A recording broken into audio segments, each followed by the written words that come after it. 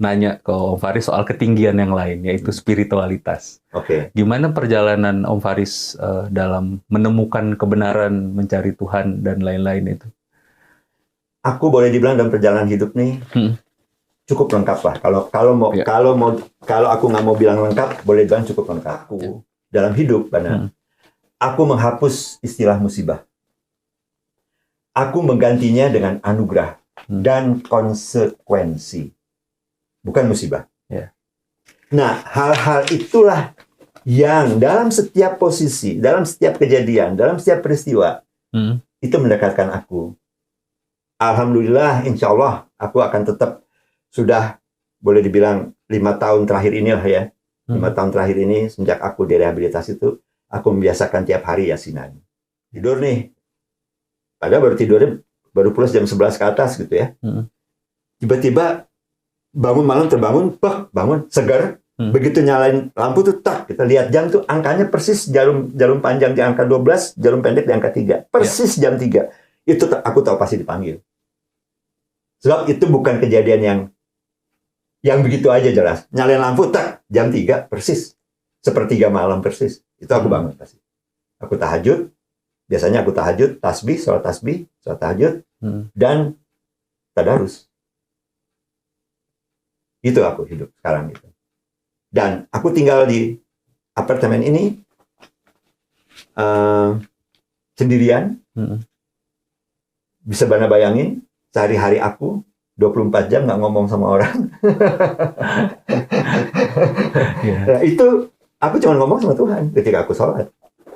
Jadi aku merasa gitu ya, kalau boleh aku bilang, aku merasa aku sangat diselamatkan lah. Dan sampai hari ini, ya, bahkan baru saja sebelum Bana dan rekan-rekan datang, aku baru saja mengalami juga hal-hal yang jelas-jelas pertolongan Tuhan. Gitu loh. Apa tuh? Ya ada lah, gitu. Adalah peristiwa di mana. Sebab buat aku gini, kita kan dalam hidup kan ngalamin nih. Tiba-tiba ada peristiwa apa, ya. Tapi aku nggak pernah takut tuh. Ada satu hal yang menyusahkan, misalnya tiba-tiba yang tadinya nggak ada, tiba-tiba jadi beban yang harus aku tanggung. Aku nggak takut. Aku yakin akan diberikan jalan Tuhan, dan diberikan. Langsung diberikan. Aku merinding sampai lupa tadi mau nanya apa abis ini. Itu benar loh. Luar biasa. Gitu loh. Betul-betul kejadian begitu gitu. Padahal satu peristiwa yang membawa problem yang bukan problem mudah gitu loh. Problem yang sukar gitu. Tapi lillahi ta'ala gitu. Benar-benar langsung kejadian gitu. Nah, itu aku percaya. Karena apa? Karena salawat aja.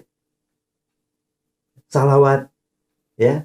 Terus juga rajin-rajin tasbih, ya. Rajin zikir, subhanallah, walhamdulillah, kalau aku membiasakan diri gitu. Dalam keadaan seperti ini pun ngobrol-ngobrol nih, aku terus nih zikir di kepala. Subhanallah, walhamdulillah, tapi utamanya kalau aku keluar dari sini, kemana aja, ke ATM, ke Bintaro Plaza, kemana, itu sepanjang jalan pasti aku zikir. Dan alhamdulillah, sepanjang hidup aku, Bana, aku belum pernah susah. Ibu aku selalu bilang, berbuat baiklah. Fashkurini askurkum. Ketika engkau dekat dengan aku akan lebih dekat dengan engkau. Gitu. Ketika kita berbuat baik, kebaikan itu akan kembali kepada kita. Sering-seringlah mendoakan, sering-seringlah berdoa. Doa itu akan kembali.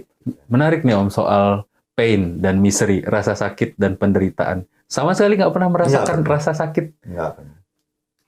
Alhamdulillah nggak pernah. Dipukulin orang masa nggak pernah? Nggak pernah. Serius? Oh, nggak ada musuh aku sama hidup. Aku jangankan musuh, Bana. Boleh tanya anak-anakku, tanya sendiri. Pernah nggak ayah marah sama mereka? Pernah nggak ayah bilang nggak boleh sama anak-anak? Nggak pernah.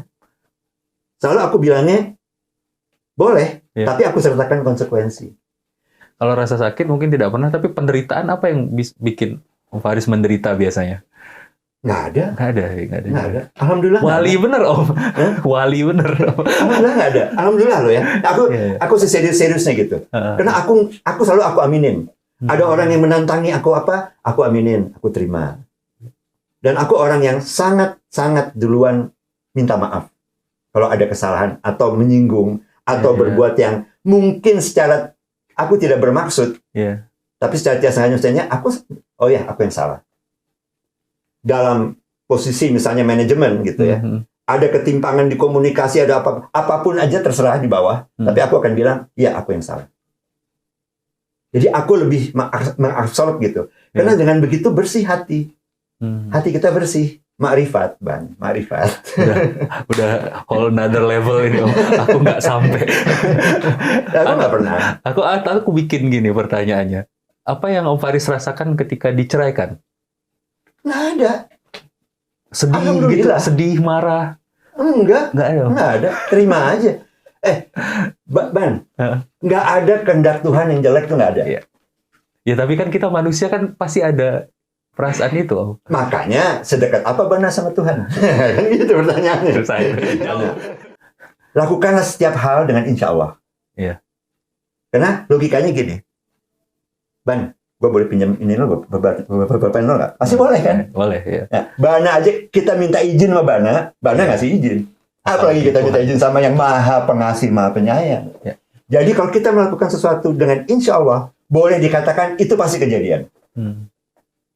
Pasti kejadian.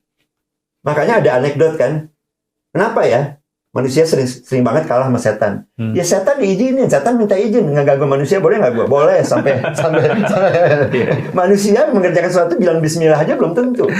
Benar nggak? Benar. Nah, Salamun kaulam birrahim. Surat Yasin ayat 58. Itu jelas, itu salam Allah kepada para penghuni surga. Siapa yang disalami oleh Allah? Mereka yang sering menyalami orang, menyalami silaturahmi dengan namanya. Om Faris sudah bisa jadi ustadz nih. Nggak berani. Ini aku cuma menceritakan, aku mempraktekannya seperti itu.